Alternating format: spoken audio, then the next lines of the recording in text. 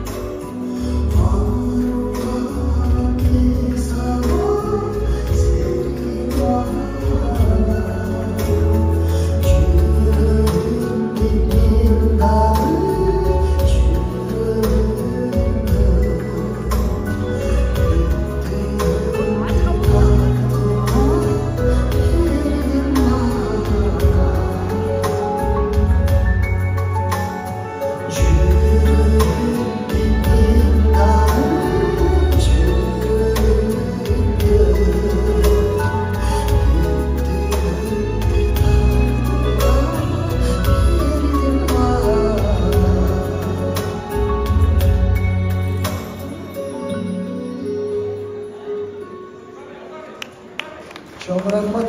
Toyumuzlar toy olansın. Sіздердің урматыңыздарга